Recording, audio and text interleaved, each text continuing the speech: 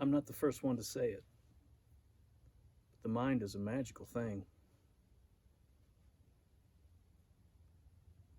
Its ability to record moments is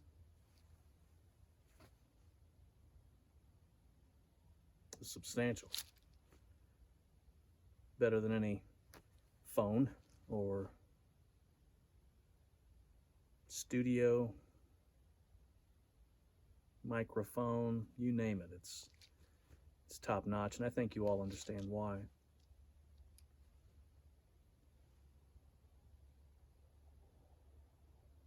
But take going on a trip with your family, someplace fun, someplace warm. Got everybody you love around you. You go there and you experience the sights and the sounds and the smells and the wind and voices and subject matter and you name it. There's a cacophony of input that your brain records, and you can call that up readily. But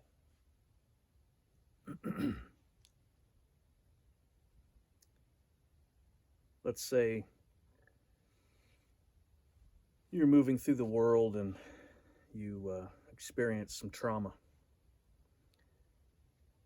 That same device,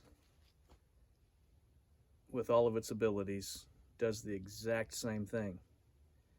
But there seems to be a ghost in the machine that instantly says, sleep. And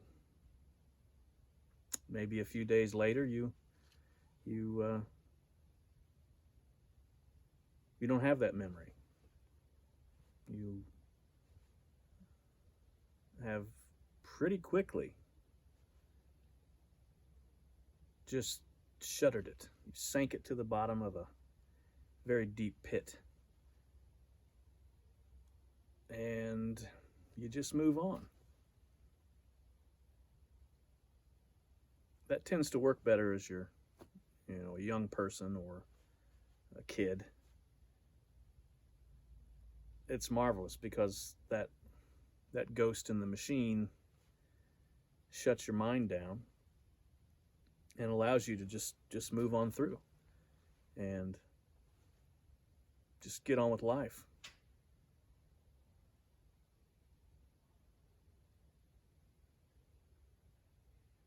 But the recall is magnificent because anything that was recorded, any of the sounds or the change in light or smells, temperature, wind, the tiniest smidgen of an input. If you encounter something so close and so similar to what was recorded, all that comes back. This is nothing new.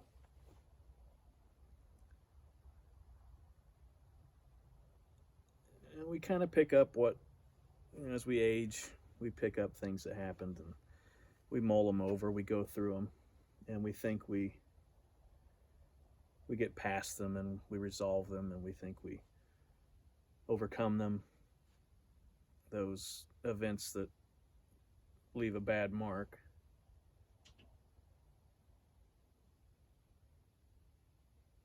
And then you can go a year, you can go 2 years, you can go 5 years, you can go 10 years.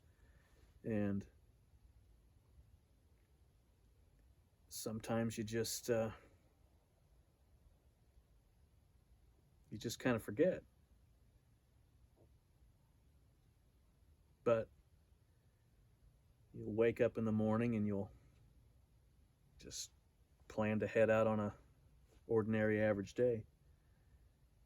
But you don't feel right. And your mind's not right. And you've got this scratch you can't itch. You've got this burning ember trapped under your skin, or just in the back of your brain, or maybe it's right behind your eyes, and you've got a temper, and everything rubs you wrong. Everything. You might even disconnect, and you might be just rolling around in a fog for an extended period of time. Hours, days, weeks, maybe a whole month. And you're asking yourself, why do I feel this way? What the hell is going on? And a day will pass. One particular date. Just put it on a calendar.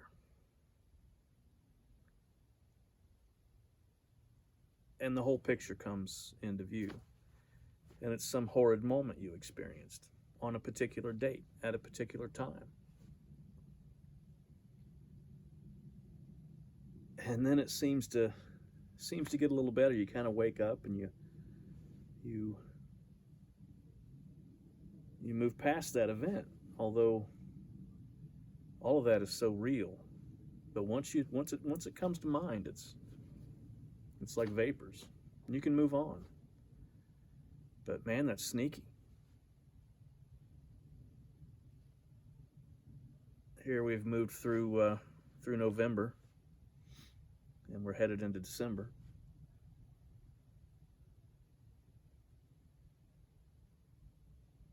I hate it. I hate November, and I hate December. And I can say that, and anybody can say that, but it's associated with commercialism, or you hate the holidays, or you hate the food, or you hate your family, or you don't like going places. And with me, I can, I try to tell people, I do try to tell how I feel and what I'm thinking, and I'm sure a lot of you do too. But sometimes frankly, I don't think most people care about the person next to them. I just don't. The average person, they don't fucking care. And that's okay. I get it, and I'm sure you get it too. But I guess I might as well tell a few stories of why I hate November.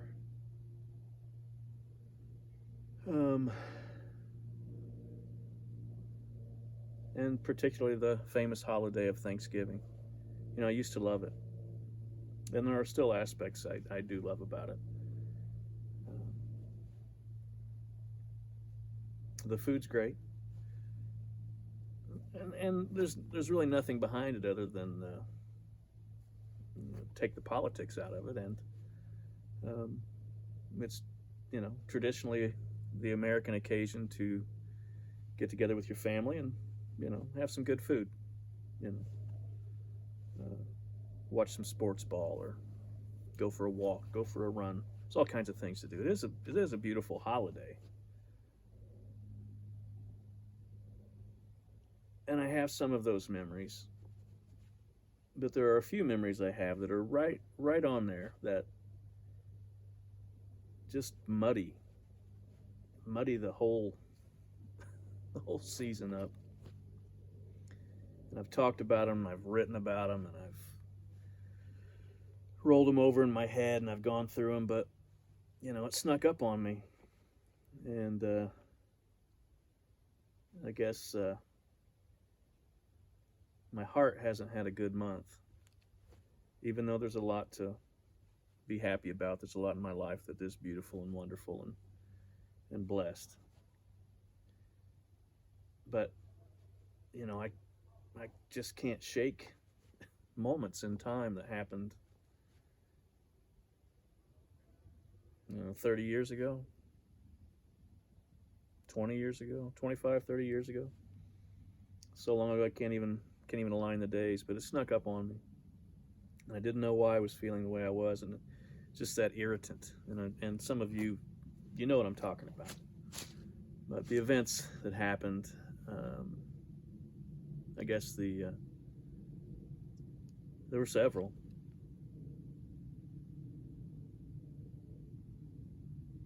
From the time I was 10, my brothers were sick and dying, and what ailed them was clearly evident, and it was just,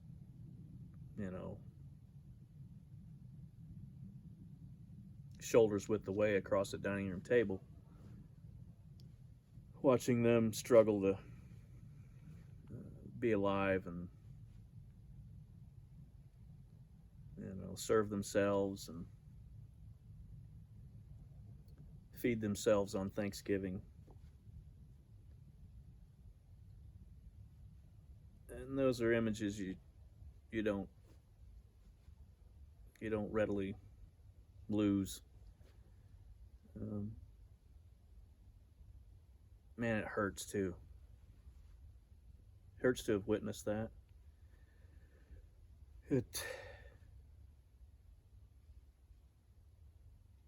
It's bad, and but when I was a kid, I just kind of wadded all those images up and those sounds, and I just threw them over my shoulder, put them behind a wall, and moved forward. That was not healthy. I don't think there was an opportunity. There was so much going on, there wasn't an opportunity to process that then. Everybody was damaged from it. I mean, it was a storm isn't the right word for what was going on. And times were different. You didn't talk about that stuff. And, maybe if I hadn't been 10, if I'd been older and, maybe had a partner or a parent who wasn't struggling with the same thing to, talk through that stuff.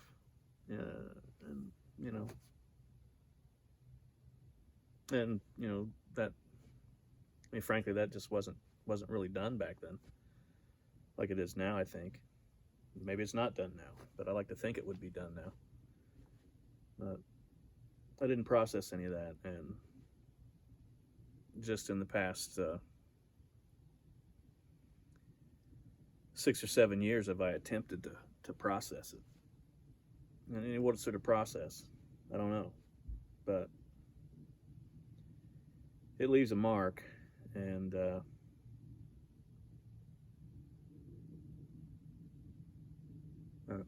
eventually they weren't there at the table. They weren't there for Thanksgiving. Another was it was just a few days before Thanksgiving,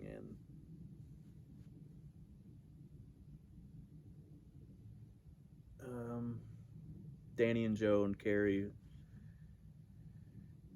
they had passed, and that time in life, I guess, if there was a normal, it seemed kind of normal, but everybody was broken and busted up still. It was fractured and fragmented. But we still, we kind of held each other and tried to do the traditions that we had, Thanksgiving. And so my parents were planning on having, extended family over at the house. And my dad wanted to spruce things up like any good man of a household would do, and one of the things was changing the hardware in the main bathroom, changing the faucets and towel racks, and changing the shower head and the handle. And he wanted help, and he asked myself and my brother to come help. And so we got there on, I think it had to have been the Saturday before Thanksgiving. And so I got there, and my brother was a little late, and Dad had he had the boxes of hardware on the bathroom counter. And eventually my brother got there, and we started to work, and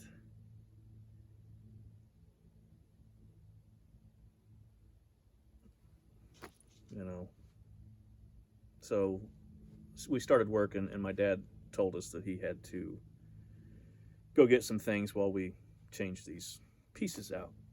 So I could kind of tell he didn't feel good, but it didn't register. There wasn't anything significant at that moment that made me really question anything. And he was always busy on the weekends anyway. He was always running around, and he always had a lot of errands on Saturday. He worked a lot. He worked, probably 60 hours a week. But he was off this Saturday and to do this work. So he left the house, and it was probably, I don't know, 9 in the morning, 10 in the morning. A November day, not too different from this one. And my brother and I set to work, and we tore things apart and did the simple things first, and then we went to the shower face. And shower faces are complicated sometimes. And hours had passed. It was, I don't know,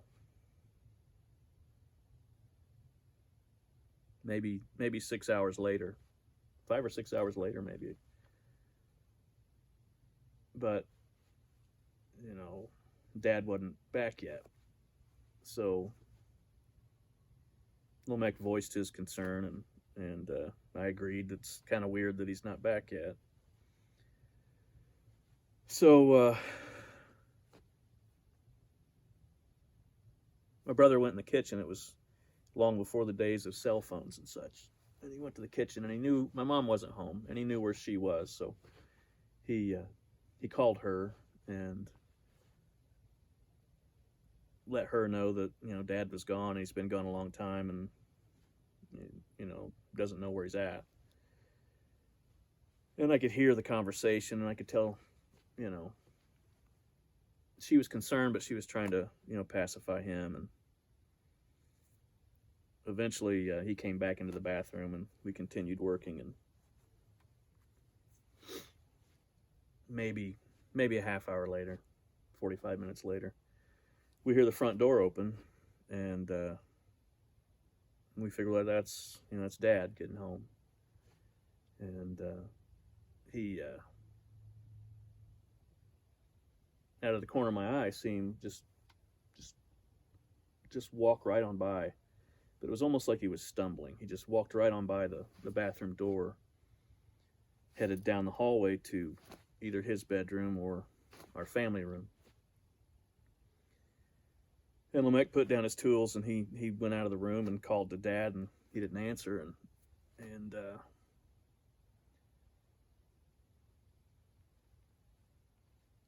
so I heard his voice change. I heard Lomek's voice change, and I could instantly feel the anxiety in his voice, questioning Dad. What's going on? Are you okay? And his pitch just kept raising to the point where he kind of sounded angry, but he wasn't angry. So I put my stuff down, and I went, followed the voice, and turned the corner into the family room, and I saw my dad, and he was a little guy, and he seemed big when you were around him, but he was small, at least smaller than me. And he was sitting in his chair, and he had his hands on the side of his head, and he was clearly in pain, and he was crying. but he wouldn't speak. He couldn't say anything, and he was just moaning, and that's a shocking visual. Uh,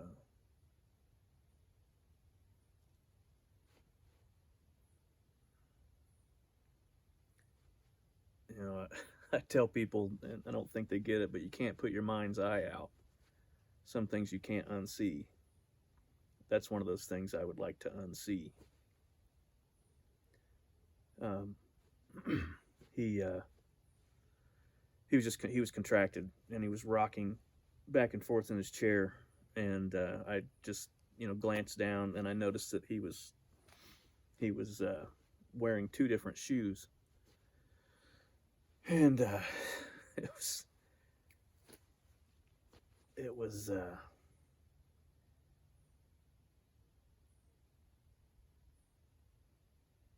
if there's an image for wrong, that was a good one. Nothing there was right, and Lamech was on his knees and trying to talk to him and get Dad to say something. He just moaned and cried and just rocked back and forth in his chair with his hands on his head. And man, I felt in an instant I was a million miles away, and I was completely helpless. And but I was standing in the room and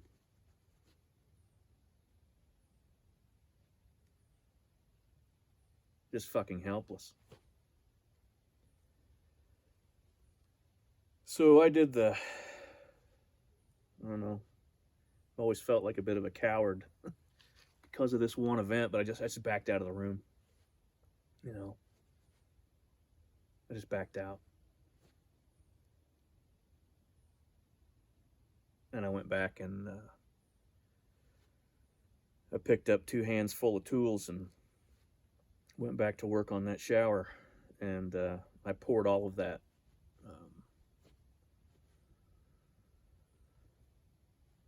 I poured all of everything I had seen and what I was feeling into just fixing a thing, just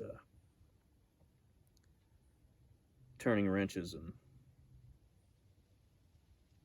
trying to stop a leak and put some fittings back together and put screws in parts. In the background, I could hear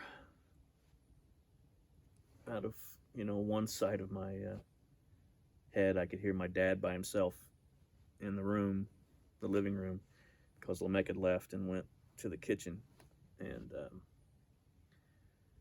was on the phone in a panic to Mom.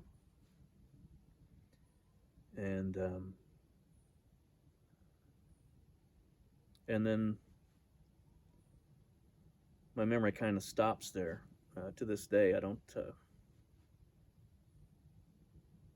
I kind of draw a blank. But at some point, she came home.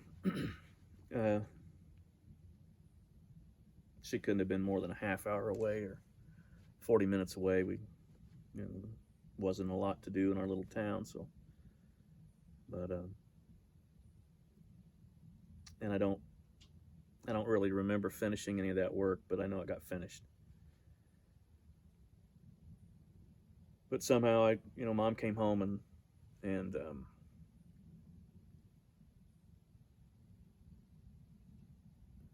but I didn't there's no memory of this.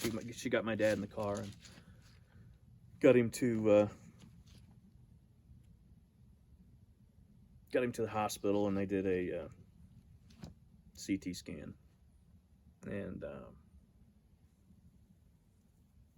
I don't know how many hours went by. It was I don't know, it may have been time's a funny thing in trauma.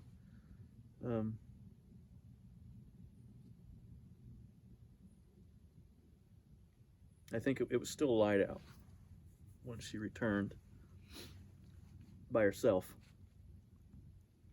And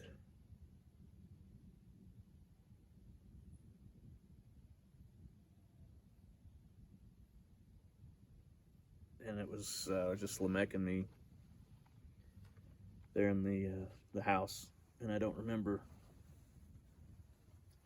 what we did. I just remember she came home and told us that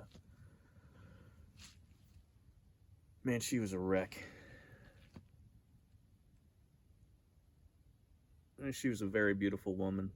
She didn't wear makeup. She didn't have to wear makeup, but she looked 20 years older that day.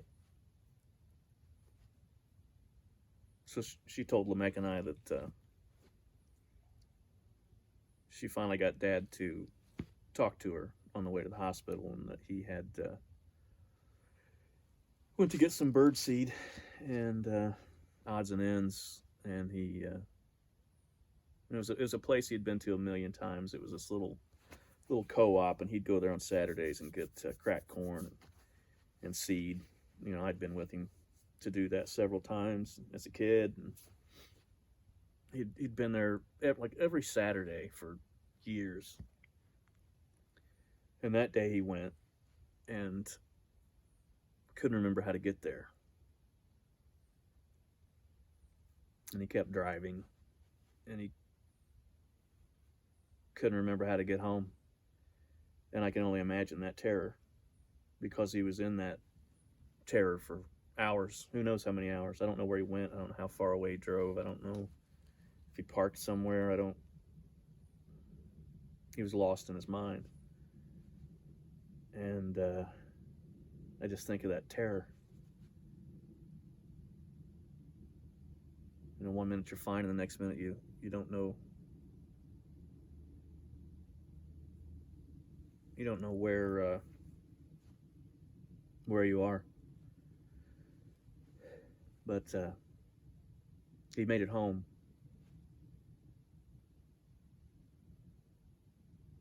That was the best thing that happened that day. But so he had a CT scan done, and they found a brain tumor, which is what killed my sister Sheelam, and is what killed my brother Danny and my brother Joe. And that day we found out that my dad had a brain tumor too. He was 52, I think, which is the age I am now. Maybe.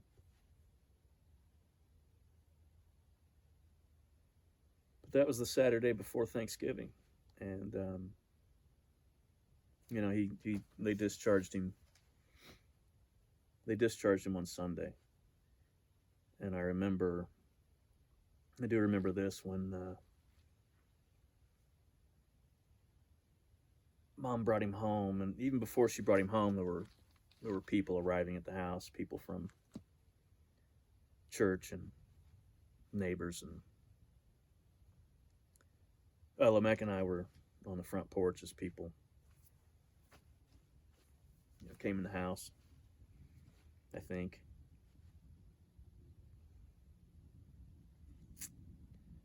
But I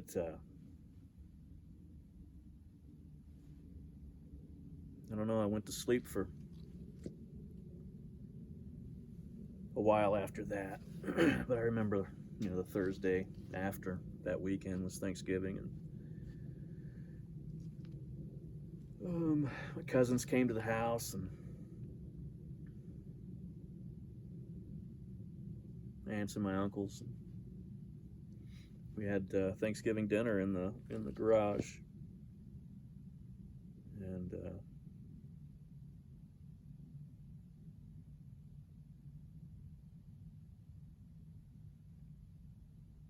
yeah. And then if you want to fast forward,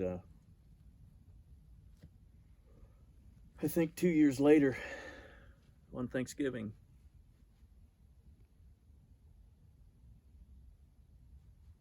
Yeah, 2 years later. Couldn't have been more than 3 on Thanksgiving. I was married, and everyone knows how it is to have family engagements on a holiday. So our first one was at my in-laws' house, and then we were going to go to my mom's. And my mom had this clock that you had to hit, and if you didn't hit that hour, she'd let you know about it. So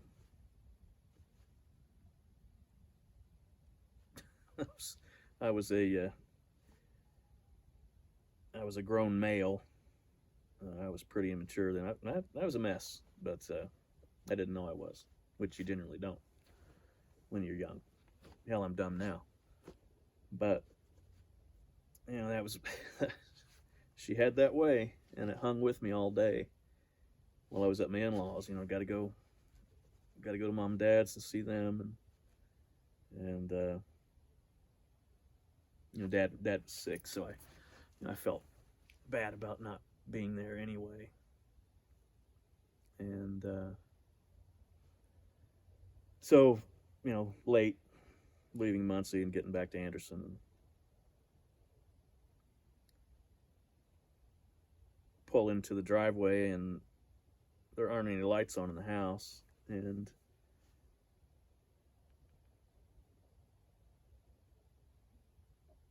go to the front door, and I'm carrying my daughter in her car seat, and Ray's not far behind me, and taped to the storm door was a note. My mom's very elegant handwriting, stellar penmanship, but it said, took Dad to IU hospital. That was it.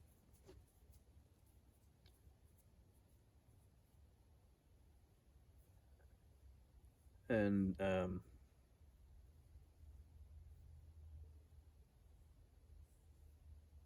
so pile this on with that. They had lost all of their kids, my parents had, except for me and my brother. And I knew that day on Thanksgiving, which was always a big family holiday, my brother wasn't there for their Thanksgiving, and I wasn't there for their Thanksgiving. And on that Thanksgiving, she had to take my dad to, my sick dad, my dying dad, to IU hospital by herself.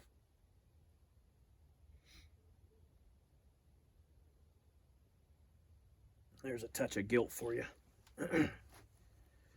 So we put my daughter back in the car, and we drove at a high rate of speed from Anderson to downtown Indianapolis, and parked in the parking garage, and headed across the pedestrian tunnel into IU hospital, and went to the front desk and asked for George Gadd. And the receptionist said, there's no George Gadd here. So this was an hour and a half trip, and we were there for 10 minutes while they were trying to see if George Gadd's at the hospital, and he wasn't there. And then I realized, well, it must have been pretty bad. She probably took him to Riverview Hospital in Noblesville. So we packed Morgan back in the car and drove,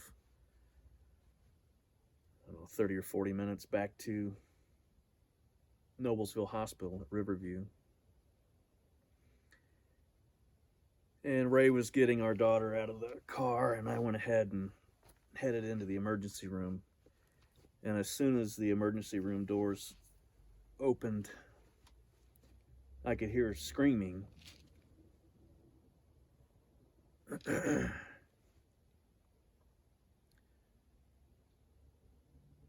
And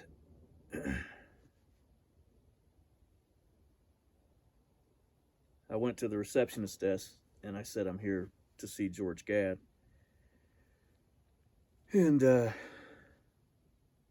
she, pointed, and I went through the interior door to the emergency room, and the screams were louder.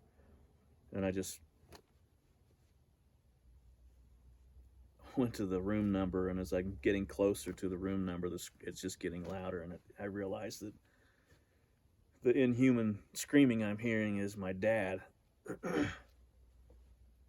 And holy shit.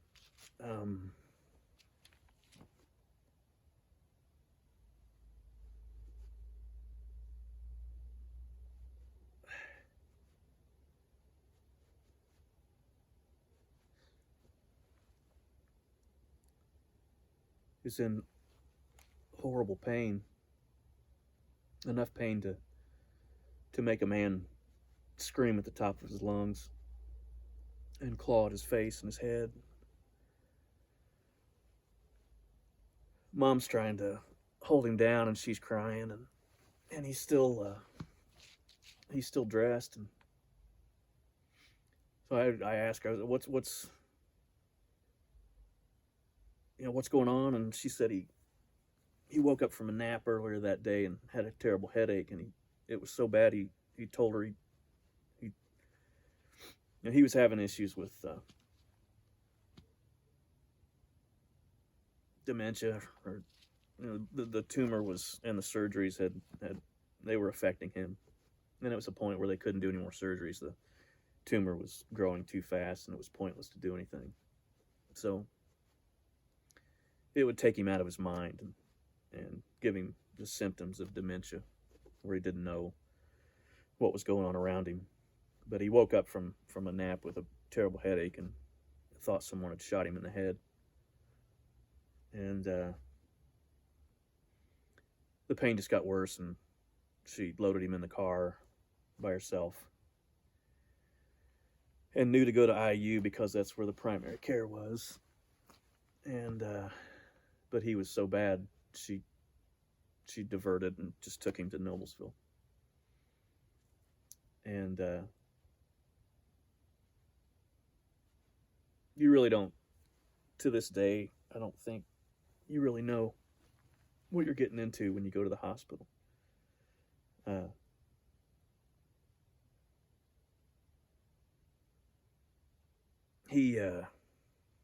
They wouldn't give him any pain medication because they didn't know what was wrong. And it's like, Jesus Christ, motherfuckers, you know the man's medical history. After you take your time to deal with him, you know what's going on. You know he's got a brain tumor. You know he's had surgeries, but you don't want to give him any pain medication because it might mask some symptoms or something.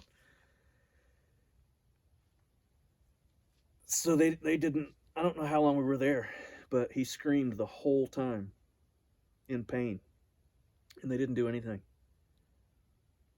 The only thing they did do was decide to ship him to IU. And so they put him in an ambulance he was on a gurney, and they wheeled him out, put him in an ambulance, and he was still screaming. He was still screaming. And I could hear him screaming inside the ambulance. And then my mom had to drive alone and follow the ambulance to IU because she didn't want to leave her car there. And Ray and I, those kind of things turn into carpooling measures. I need a car to go to work. I need a car to go here. Are you going to stay or are you not going to stay? I don't know. It's just stupid shit. So Ray and I ended up with Morgan just following my mom, who was following the ambulance to IU. And I don't know how many hours we were there, but fairly quickly, I don't know, it could have been, I think it may have been the next fucking day. By this point, he was unconscious. Mercifully, he was unconscious. So the next morning they did a spinal tap. They didn't see anything on the MRI. They saw swelling, but they didn't. That was to be expected from what was going on. But they did a spinal tap and discovered he had spinal meningitis.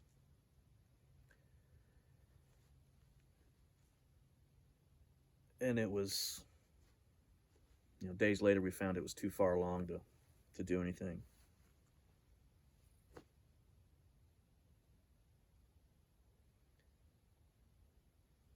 But they gave him morphine or something, probably morphine. And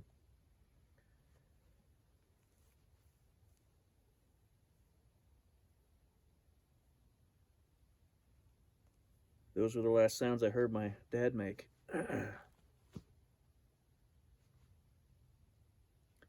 On Thanksgiving.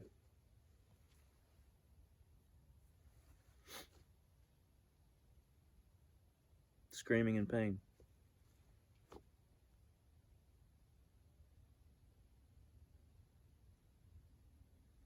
He was dead before Christmas. And Joe was dead before Christmas.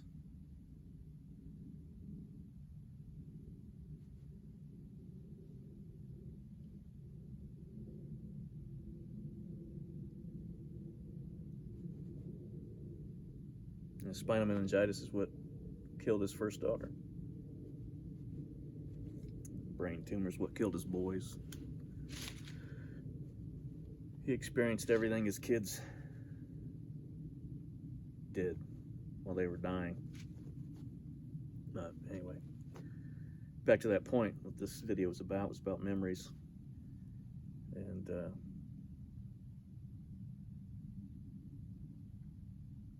how they go to sleep for a while, and then other times you forget, you can forget why you're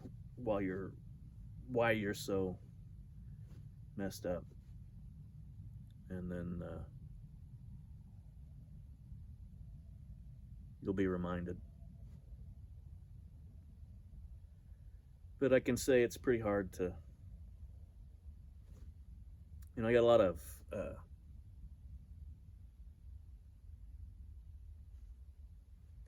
pick a day of the year. Pick a day of the year, any day. And unfortunately, I can mark a moment like one of those.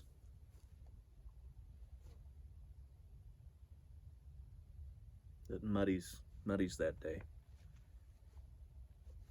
I've got good memories on, before those times and on those days, any day. And then after, I've got wonderful memories on top of those memories. It's just a stratification. And I look for the good days. I want good days. Like all of you want good days. And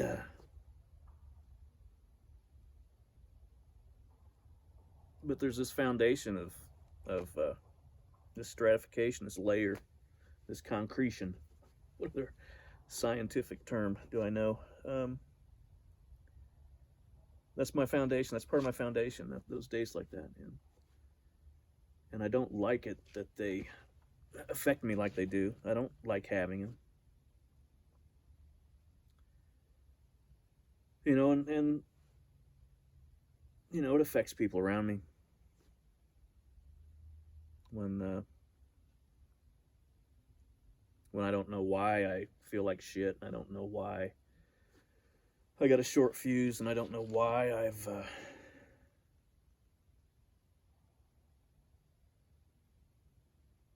why I'm lost in thought, and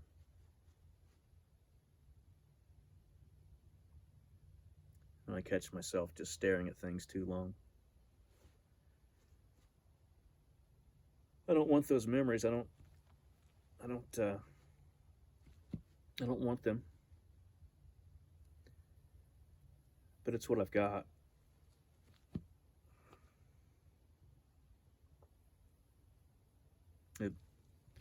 They make me who I am.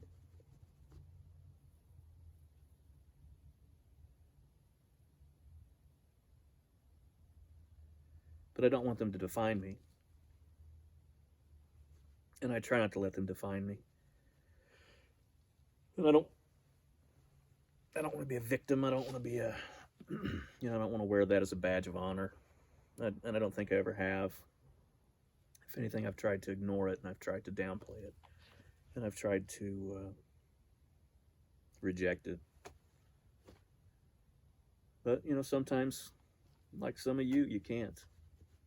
You just can't, you can't get out from under it.